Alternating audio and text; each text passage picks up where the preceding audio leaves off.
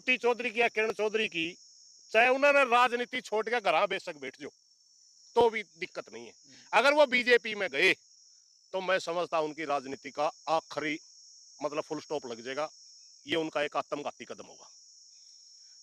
किरण चौधरी जी को ये समझ लेना चाहिए, हरियाणा के अंदर 3 लाल सबसे बड़े राजनीतिक घराने होते थे, चौधरी भजनलाल, चौधरी देवीलाल और चौधरी बंसीलाल। इस लोकसभा चुनाव में तीनों के बारे में हम अलग अलग चर्चा करेंगे। उससे पहले मैं बताऊं, इन तीनों को अगर किसी ने हरियाणा में सबसे ज्यादा उनका जो राजनीतिक प्रभाव क्षेत्र था समाप्त किसी ने कराया तो बीजेपी ने कराया। नमस्कार, मैं मनीष कुमार। फिलहाल किसान नेता सुरेश कोथ जी हमारे साथ है। हरियाणा की राजनीति बड़ा उलटफेर हुआ है। किरण चौधरी और श्रुति चौधरी ने जो कांग्रेस से इस्तीफा दे दिया है, कांग्रेस अध्यक्ष खड़गे जी को इस्तीफा भेज दिया और कल बीजेपी ज्वाइन करेंगे। तो बातचीत करें, क्योंकि हरियाणा में कड़ा मुकाबला था।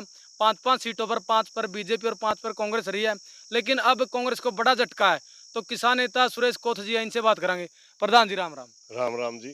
प्रधान जी, आप भी पूरा जोर ला रहे थे कि बीजेपी को हराने के लिए, लेकिन बंसीलाल के परिवार से जो पूर्व मुख्यमंत्री रहे हरियाणा में, और किरण चौधरी और श्रुति चौधरी ने इस्तीफा दे दिया। लोकसभा चुनाव से वो नाराज रहे जब से उनका टिकट कटा था, और अब जो इस्तीफा भेज दिया है कांग्रेस अध्यक्ष खड़गे जी के पास है, और कल बीजेपी ज्वाइन कर सके। देखिए, अगर किरण चौधरी ऐसा जैसा आपने बोला है बीजेपी ज्वाइन करेगी तो मैं समझता हूँ ये उसके लिए आत्मघाती कदम होगा। रही बात हमारी जोरलान की, हमने बेशक कांग्रेस को वोट दिया, कांग्रेस के निशान पर डाला, मगर सच्चाई ये थी कि हमने बीजेपी हराओ प्रोग्राम के तहत दिया था, हम कांग्रेस के कार्यकर्ता नहीं है। रही बात श्रुति चौधरी की या किरण चौधरी की, चाहे उन्होंने राजनीति छोड़ के घर बेशक बैठ जाओ तो भी दिक्कत नहीं है। अगर वो बीजेपी में गए तो मैं समझता हूं उनकी राजनीति का आखिरी मतलब फुल स्टॉप लग जाएगा। ये उनका एक आत्मघाती कदम होगा। किरण चौधरी जी को ये समझ लेना चाहिए, हरियाणा के अंदर 3 लाल सबसे बड़े राजनीतिक घराने होते थे, चौधरी भजनलाल, चौधरी देवीलाल और चौधरी बंसीलाल। इस लोकसभा चुनाव में तीनों के बारे में हम अलग अलग चर्चा करेंगे। उससे पहले मैं बताऊं, इन तीनों को अगर किसी ने हरियाणा में सबसे ज्यादा उनका जो राजनीतिक प्रभाव क्षेत्र था समाप्त किसी ने कराया तो बीजेपी ने कराया। बीजेपी वो दल है जिसमें चौधरी भजनलाल का परिवार कुलदीप बिश्नोई गया, टिकट के भी लाले पड़ गए, कदे कांग्रेस में रहा करता, मुख्यमंत्री की दावेदारी पेश कराया, खुद सीट दिया करते जी, खुद बांटा करता टिकट। उसके बाद लोकसभा की टिकट नहीं मिली। चौधरी देवीलाल 4 पीढ़ी तय हरियाणा का चौथी पीढ़ी आ गई थी। हरियाणा में बहुत बड़ा उनकी एक विरासत थी। दुष्यंत चौटाला ने 4 साल सरकार में बैठा, एक भी हल्के में जमानत नहीं बचा पाई जेजेपी। एक राज्यसभा का वोट अभय सिंह चौटाला ने डाल दिया था, ये कह के कि मेरे पिताजी की सेवा करी है। ये पंडित जी का लड़का था, वो इनका कैंडिडेट था बीजेपी का, कार्तिक शर्मा। कार्तिक शर्मा के भाई ने, मनु शर्मा ने ओम प्रकाश चौटाला की सेवा करी है, एक वोट डाल दिया था बीजेपी को। किसान आंदोलन में इस्तीफा दिया था अभय सिंह चौटाला ने, बहुत बड़ा काम था। उसके आगे भी 100% सहानुभूति के नहीं ले पाया, क्योंकि राज्यसभा का वोट बीजेपी के डल गया था। जो 10 की 10 लोकसभा सीटों में अभय सिंह चौटाला की भी जमानत जब्त हुई, उसका कारण भी वो वोट था। 4 साल तक दुष्यंत चौटाला सरकार में रहा, उसकी जमानत जब्त का कारण बीजेपी। अब आगे चौधरी बंसीलाल के परिवार पर, अगर चौधरी बंसीलाल का परिवार भी बीजेपी में जाएगा आने वाले टाइम में, यूं समझ लियो राजनीति हरियाणा की राजनीति तब बाहर हो।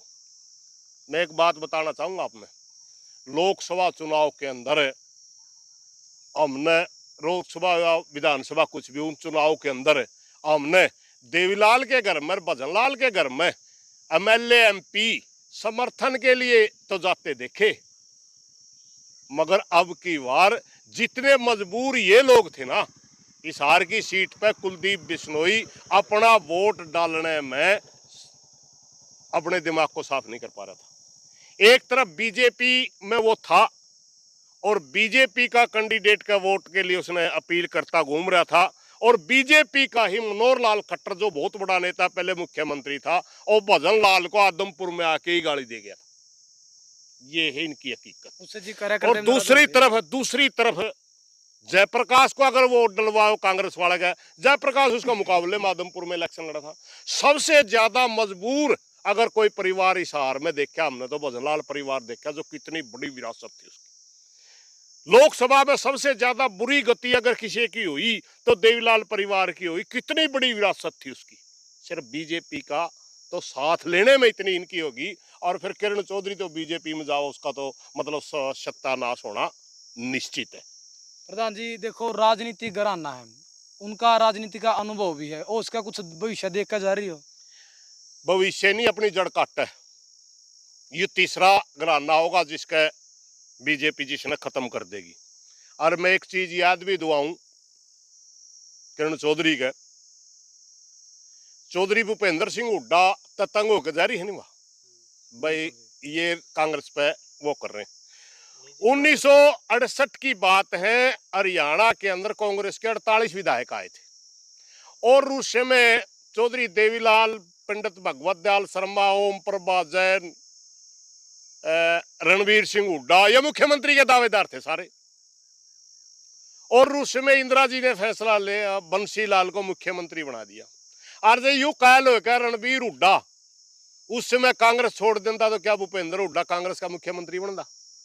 उसी टाइम उसकी राजनीति समाप्त हो जानी थी। या किरण चौधरी तो कै दिन की मेहमान है, बूढ़ी लुगाई हो रही है, 10 साल जुझेगी, 15 साल जुझेगी, मेरी समझ में श्रुति की ओर जड़ काटेगी। आगे कदे इसकी संभावना बन जाए, क्योंकि हरियाणा के अंदर दो वोट है, एक तो किसान मजदूर का है और एक ऐसे वर्ग का है जो धर्म पे और ताखड़ी पे कब्जा रखना चाहूँ ज्यादातर। तीसरा वोट ही नहीं है हरियाणा में, और किसान और मजदूर तो मेरी समझ में इनकी इस कदम को बहुत ही गलत लेगा, और ये किसान मजदूर के वोट से ही तो साल महकमे बनती आई हैं। आगे मन तो लगता नहीं एमएलए भी बन जाएगी अगर बीजेपी में गई। प्रधान जी अगर बीजेपी में जाओ है तो आने वाले विधानसभा चुनाव में क्या कांग्रेस को नुकसान होगा? ना ना, कांग्रेस की वोट भी कौन दिया लोगों ने, बीजेपी हरियाणा का वोट था। आपने देखा होगा अपने गांव में जयप्रकाश आया था।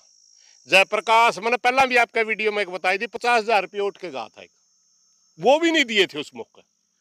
एक भी व्यक्ति जयप्रकाश के पछले काम में खुश नहीं था, और 2000 वोटा जीत रहे हैं।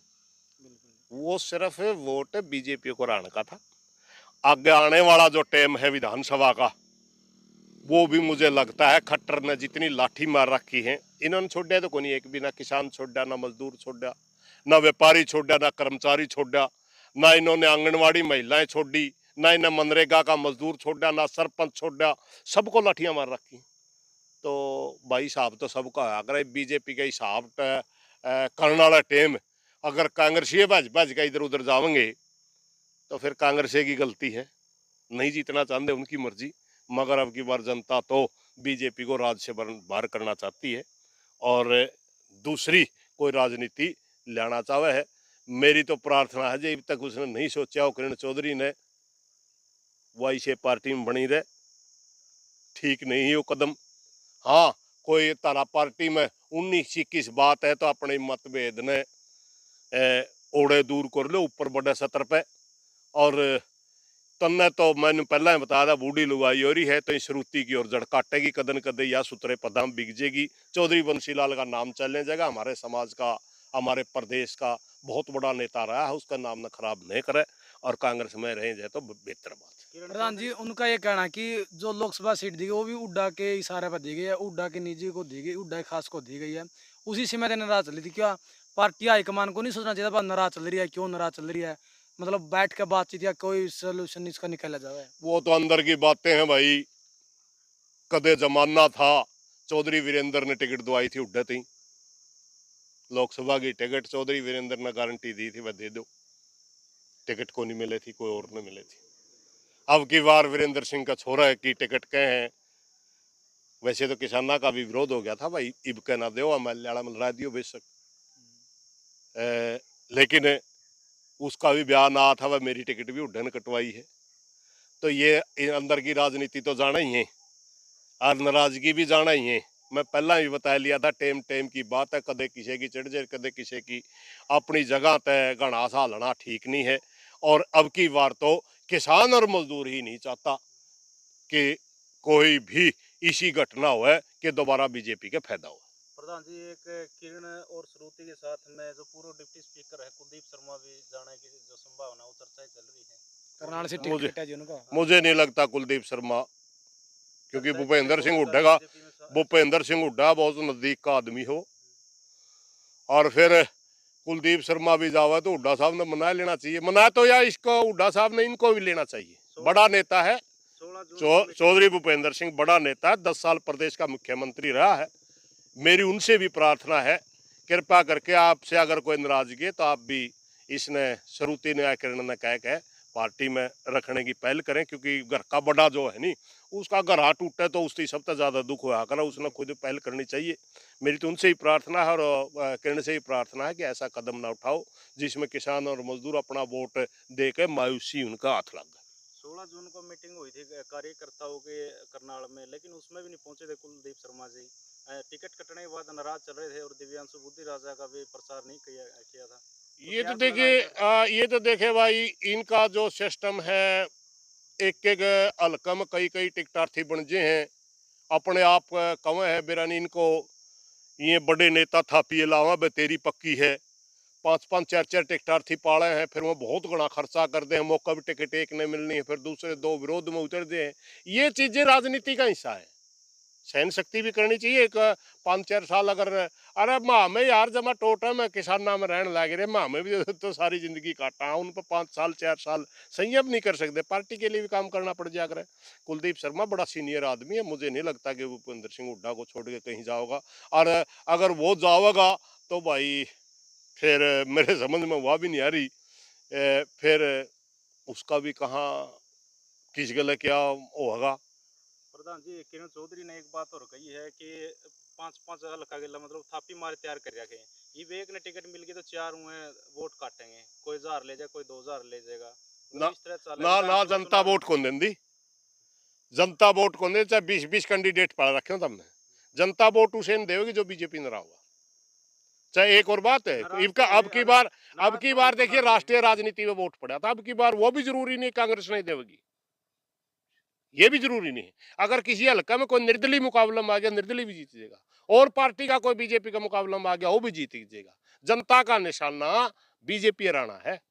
ये जो कह रहे हैं कि 5 पाड़ दिए एक ने टिकट मिल गई तो टिकटे का जाओगे लोग, 5 पाड़ दिए 4 कितने बड़ी आदमी हो, मुश्किल हो जाएगी उनके लिए, उन्होंने ऐसा कदम उठाना नहीं चाहिए। नुकसान हजार तो हजार करें प्रधान जी, ना कोई जा, कुछ नहीं हो, कोई किसी पे निर्दलीय कुछ, उठेगा कोई किसी पे कुछ नहीं होता। ये देखा है पार्टी खड़ी थी, किसी का 10,000 वोट आए, किसी का 15,000 वोट आए। अपने इशार में क्या पार्टी थी, 2 पार्टी तो ये के नाम जजपा रेनेलो थी, एक बहुजन भी थी, सारे 20 20 30 30 हजार वोट पर आएगी, और वो जीत हार वाला 5 5 6 6 लाख वोट ले रहे हैं। तो वो कोई फर्क नहीं पड़ता। दो ही जगह वोट जाने की संभावना है, एक तो बीजेपी का कैंडिडेट का, एक बीजेपी का रहने वाला कैंडिडेट का। रहने वाला कैंडिडेट से निर्दलीय पाजी हुई हो, जरूरी नहीं है भाई कांग्रेसी खुश फहमी पड़ रहे हो हमारा 70 आवेंगी। जे 10 20 इसे कोई कैंडिडेट खड़े हो गए नहीं, कोई पार्टी का होया किसी का, या सामाजिक सरोकार का कोई बड़ा नेता होया जो बीजेपी को राण में सक्षम हो, उसे का वोट पड़ मतलब जाएगा, इनका प्रधान जी वो जो बात नहीं। विधानसभा चुनाव होगा वो भी बीजेपी और बीजेपी के खिलाफ होगा। बीजेपी के खिलाफ होगा, इबका तो हरियाणा का हो सका, मैं गलत हूँ लेकिन क्योंकि जो सेंटर तो जी आंदोलन से प्रभावित था, सेंटर का चुनाव था। सेंटर का, सेंटर के मुद्दे पर था, इसीलिए कांग्रेस को वोट पड़ गया।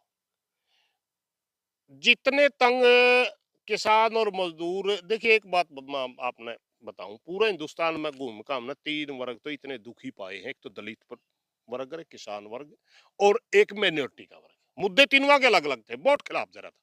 मिनोरिटी का किसी साथी ना में बात करा दे, मुसलमान हो चाहे सिख हो चाहे ईसाई हो, उससे अगर पूछो तो आप क्यों वो किसको वोट देंगे, वो कह रहा था विपक्ष को देंगे। क्यों देंगे? क्योंकि बीजेपी से हमने भय हो रहा है कि देश में दंगे करवा। मजदूर की जब बात करा, देखो मजदूर थे, आप किसको वोट देंगे, तो वो कह रहा था कि हम विपक्ष को देंगे। उसने मुद्दा पूछा थे क्यों, क्योंकि इन लोगों से संविधान को खतरा हो गया, ये संविधान को ही खत्म करना चाहते हैं। आरक्षण प्रणाली जो बाबा साहब भीमराव अम्बेडकर लेके आए, उसका तो अब तक फायदा मिलने भी नहीं लग गया था, ये अब तक पहला खत्म करने पर चल पड़े, क्योंकि इनके नेताओं के खुद के बयान थे। और इनके सोशल मीडिया भी आप देख लो, सोशल मीडिया पे तो आजकल जमाना ऐसा है, इनके इस पे क्या नाम, इंस्टाग्राम पे, फेसबुक बुक पर सनातनी के नाम से जितने भी आपने वो इनके अकाउंट खोल के दे, सारे के सारे आरक्षण के संविधान के खिलाफ लिखना शुरू कर दिया था इन्हें 2-3 साल तक। और तीसरा था किसान का, तो किसान की बात करें तो भाई किसको वोट दे, विपक्ष को भाई। क्यों, क्योंकि इन्होंने, हमने एमएसपी मांगी, एमएसपी नहीं दी, इन्होंने हमारे को लाठियां मारी, इन्होंने हमारे को जलील करा। एक मुद्दा किसान वर्ग में ये भी आवा था कि महिला पहलवान जब जंतर मंतर पे यौन शोषण के खिलाफ बैठी थी, उनकी बेइज्जती करी गई थी, उनके साथ प्रजातांत्रिक व्यवहार नहीं हुआ था। तो मुद्दे तीनों के अलग अलग थे, मगर वो तीनों बीजेपी से बहुत बड़े दुखी थे। हरियाणा का चुनाव भी मुझे लगता है, हरियाणा की सरकार जो है ना, हरियाणा की सरकार भी तो फिर उसे बीजेपी का हिस्सा है ना, लाठी तो इनने ही मार रखी है, इनकी इनकी और वर्गा का ही मार रखी है। तो मुझे लगता है हिसाब तो इनका भी होगा, इब तो या फिर ट्रेलरे था यू, क्योंकि अब तक तो एक ये मीडिया में हुआ बना रखा था, आवेगा तो मोदी है, एक बार हरियाणा में तो सबने बेरा बट के आओगी कांग्रेस, सारे कमाए है नहीं। बिल्कुल। हाँ, फिर इनका तो उन पर मुद्दा भी कोई नहीं। 15 एमएलए आवेंगे बीजेपी के, आज की हालात रही तो 16वां एमएलए नहीं आता इनका। ये इतिहास भी रहा है, पहले कांग्रेस के 67 एमएलए थे, दूसरी बार 40 आए, तीसरी बार 15 आए। पहले इनके 47 थे, 40 थे, इस बार 15 होंगे, तीसरी टर्म में 15 भाग रहे हैं, 15 एमएलए आएंगे इनके। लेकिन तो काम पर जोर ले रहे प्रधान जी की, प्लाट भी बढ़िया है, काटेंगे, अच्छी बात गरीब है। ने प्लाट भी काट कर देवांगे, नौकरी भी देवांगे। मेरे भाई, राजनीति तो जितना काम लिया जाओ लेना चाहिए, ये 10 साल तक चुप के बैठे रहे, प्लाट तो उड्डे के टाइम कटे थे नहीं, बिल्कुल। ना किसी को कब्जा दिया गया, ना किसी को रजिस्ट्री दी गई, सिर्फ 10 साल तक बुकाए रहे। इनके वोट की चोट लग गई नहीं, ईब इनके याद आ गया दलित, जो कौन थे याद, वोट ये सारी रजिस्ट्री दिन दे, उस मौके ने बसांदे, उस मौके लाइट की व्यवस्था कर दे, खेतों में तो सारे प्लाट कट रहे हैं टोटल सारे, क्योंकि गांव की शिमला तो रही ही नहीं थी, कड़िया खेता में। मतलब पानी बिजली कोई हाँ, व्यवस्था पानी नहीं थी बिजली वहाँ पे। कोई व्यवस्था नहीं, व्यवस्था कर दो गरीब भाई बसन लग जाएंगे, दिक्कत क्या थी इनका। ईब जब नहीं दिखा हो, गलत हो गया काम। तो आपने एक बताऊं आंकड़ा, एक सरकारी आंकड़ा आ रहा है, 70% दलित ने इनके खिलाफ वोट दे रखे हैं, ज्यादा प्लाट देवे, नहीं तो जायत भी नहीं पूछेंगे किसी की। धन्यवाद प्रधान जी। धन्यवाद। तो प्रधान जी ने बातचीत करी है, जो चौधरी बंसी लाल जी हरियाणा के मुख्यमंत्री रहे हैं, उनके पुत्र वधु किरण चौधरी और श्रुति चौधरी ने कांग्रेस से इस्तीफा दे दिया है और बीजेपी ज्वाइन कर सका, तो उसी को लेकर ना प्रधान जी ने बातचीत करी है, सारी आपने बात सुनी है। तो आपके के कुछ विचार है, आपने कमेंट में देने हैं। मिलेंगे अगली वीडियो में। जय हिंद, वंदे मातरम।